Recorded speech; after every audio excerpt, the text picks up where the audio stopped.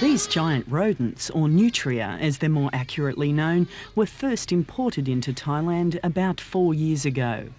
Back then, the Thai economy was still booming and get-rich-quick schemes were all the rage. This one seemed a surefire winner. Overcome your natural revulsion, buy a pair of breeding rats, let them do what rats do best, and sell the offspring back at a huge and guaranteed profit. Chanwit Charansuk was just one of the thousands of farmers who signed on.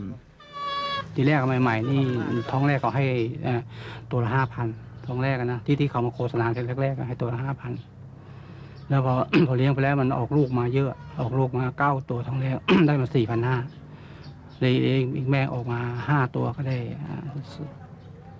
25,000 มันก็ได้เยอะนี่ท้องแรกมันได้กำไรแล้วเราตัดสินใจว่าจะเพิ่ม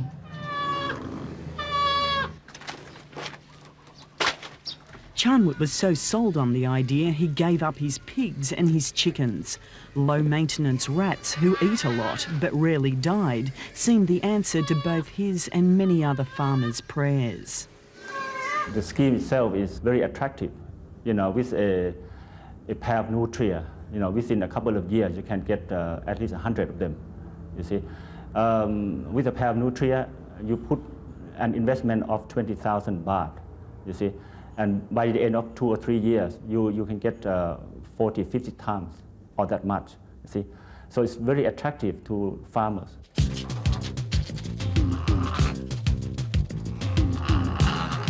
The reason for all this optimism was the promise of a huge new fashion industry, the very latest in high fashion, the rat fur coat.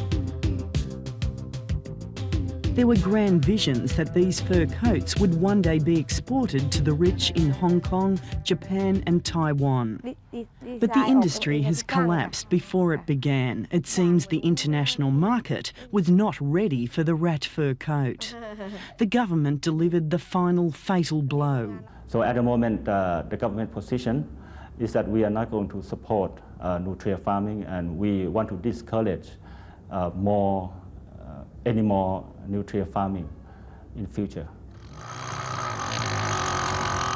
The government's decision to ban the import and export of nutria has left farmers with tens of thousands of rats that no one seems to want, and they're not happy. In the town of Ratchaburi, outside the capital Bangkok, farmers have gathered to demand the owner of this breeding farm honour her contract to buy back their rats. This sign says it's closed, one of the first breeding and processing factories built in Thailand. The owner has since fled. Protesting farmers were told they had to take their rats home, that they were to care for them until government authorities came to collect them. ข้างหลังน่ะมีดูโหว่แต่ผู้ใหญ่บ้านที่มาขวิดให้เนี่ยเมื่อคืนหลุดไปทั้ง 200-300 ตัว But already they're being let go.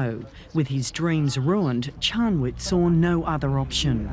ที่ปล่อยทั้งหมดก็นี่ประมาณมันคงจะประมาณ100 กว่าตัวผมก็นับไม่ได้นับว่าจะจับประมาณ100 กว่าตัวประมาณ100 กว่าตัวไอ้ที่ไปปล่อยเพราะว่าทางฟาร์มเขาไม่จ่ายเงิน That's exactly what the authorities are terrified of.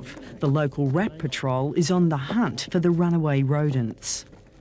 In Thailand's rural areas, there is now a real threat of major environmental damage because these huge rats can do two things excessively well: eat and breed.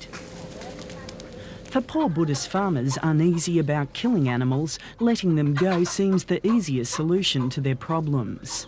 At the Ratchaburi rat farm, the extent of the problem is revealed.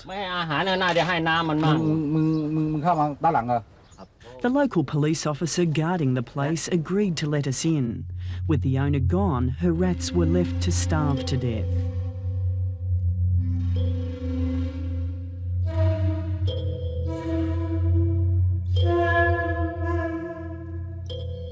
Many rats had been left in their pens. Others let loose to wander the grounds of the farm had stripped the place bare. A clean-up operation had begun. Any dead rats were being burnt to prevent the spread of disease. While farmers at the front were demanding their money back, local villagers were plundering the survivors out the back. These rats may not end up gracing the backs of supermodels, but at least they won't be wasted.